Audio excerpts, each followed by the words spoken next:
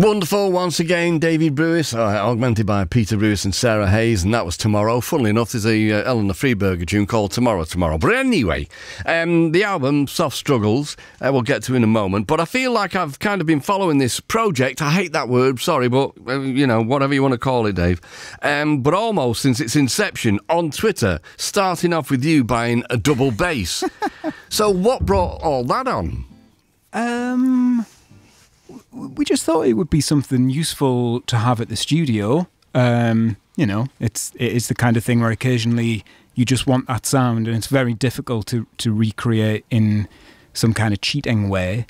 And I did have this idea that I was going to do like a primarily acoustic set of songs, singer-songwriter-y type songs, and that it might be useful for that.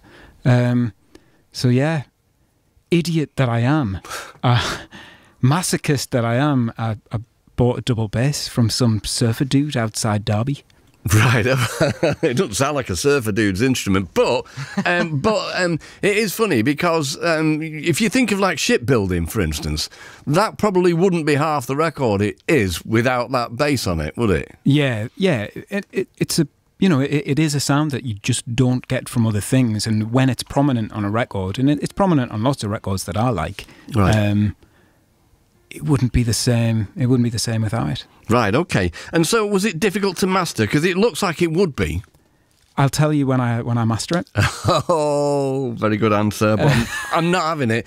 We mentioned this. We talked about this before. It's a physical beast, isn't it? It's harder to press the strings down, and it's harder to make enough sound. I don't play as loud as like a proper double bass player does because I just don't have the finger strength to do it. If you don't play often, your fingers get sore the next time you try and do it. It's which does happen to a degree with the guitar, but it's just bigger. Every element of it's bigger. The hardest thing though is just to play in tune because it doesn't have frets. And if I'm trying to sing at the same time and I'm trying to sing in tune, but play a bass note in tune but different note, that's quite tricky. Just mentally. I can't even begin to imagine, mate. I mean, you're all amazing musicians, but I'm not by a very, very, very long stretch. But I can't even imagine that and playing without frets to begin with and singing. Though, as you say, I mean, there are two different kind of elements to this. You've got the kind of the Fairport, if you like, that kind of. Is it Danny Thompson? Yeah, indeed. And then you've got the other Elvis side of it, and they are completely different beasts, aren't they? And we can see which route you've kind of taken. So the closest comparison I came up with was Nick Drake. And in fact, I did play one of your tunes back-to-back with Nick Drake recently, and it sounded great. A mate of mine, Paul's been on, suggesting a bit of Astral Weeks as well. So were either of us on the right track, or both of us, or neither? Oh, no, definitely. And actually, like the palette of sounds that's on the record, but it's pretty similar to the palette of sounds that's on Nick Drake's second album. Where there's a lot of flute, there's string arrangements. Robert Kirby's string arrangements on those records really, really prominent. The double bass. I mean, but Nick Drake's a really great guitar player. Like really, accurate. He's a virtuoso, and on this record the guitar's set back a bit. Really, me and Peter thought the sensible thing for us to do is for us to just hold it together in the middle and let everyone else play. So that's what I would say that's the difference from the Nick Drake thing.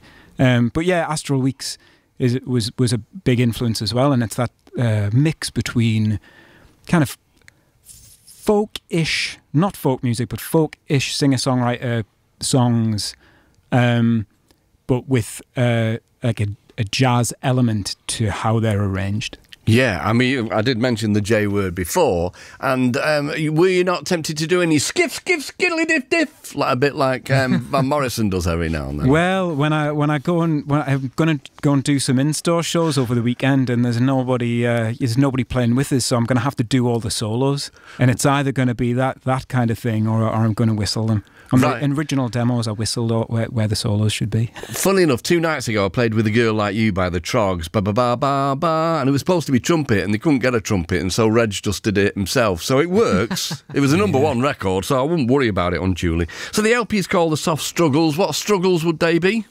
Just the easy ones that everyone has. You know, it's not the huge struggles. It's the struggles of like realizing you're an idiot. The struggles of, you know, trying to get something done and then putting it off by procrastinating. The struggles of trying to stop your children making the same mistakes you do. Just life. You're talking about life in general. Straight down the line life. Okay, mate. All right then. And you are both now Evil record company bosses as well. How are you finding that role? I mean, we don't have anyone to boss around, so I think we're doing it wrong. Oh, mate, you need to get somebody, even if just to boss around. That's half the fun. All right, just moving along quickly. Could I say, so Peter and Sarah, you tell me, have you got anything looming large? Looming, but not large. Right. Yeah. Okay. We've Far away. There's noises being made, but not. Not. A few demos kicking about. Okie dokie. And finally, then, before I give out the dates that you just mentioned there, Dave, Field Music. When can we expect another Field Music album? I mean, we're always working on stuff. What we're working on, whether that turns into a Field Music album, is kind of up in the air at the moment. I mean, eventually. But we've got like other things to get done first, I think. Yeah, well, I've noticed. So before any of that, of course, today you've got one more song to do for us. And then tomorrow you're playing HMV in Newcastle. Yeah. And then the following day you've got two in store. So you've got Rough Trade. What time would that be in London? So Rough Trade is at 6 p.m. Oh, and then you go to Letchworth Garden City. But I will have already been to Letchworth at 1 in the afternoon. Okay, then. And you've got the following day, Cambridge Lost in Vinyl. Indeed. And then you've got 3 dates. Now you're taking a 10-piece band out on the road, aren't you? Yeah, well, yeah, but only a little bit, because a 10-piece band's a bit unwieldy to take out on the road, which is why there's only 3.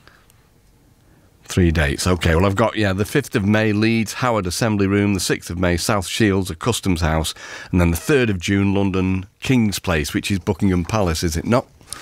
I'll see if he turns up. Well, put me on the guest list, will you? I mean, my face is my pass at Buckingham Palace. Anyway, I could just wander in, but it might help, Okay, then, brilliant, loved it. Naturally, what song are you going to do for us now then? We are going to play Start Over. Okay, brilliant. Thank you. Davey Brewis live in session.